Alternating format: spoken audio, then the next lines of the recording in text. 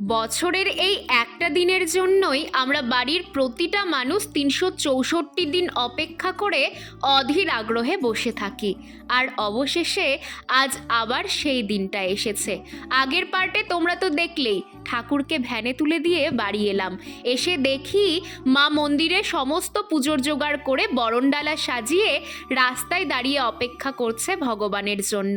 দেখতে দেখতে ভাই ঠাকুর নিয়ে চলেও এলো, কিন্তু ঠাকুর নিয়ে এসে আরেক কাণ্ড, লাইটিংয়ের গেটে ঠাকুর আটকে গেছে।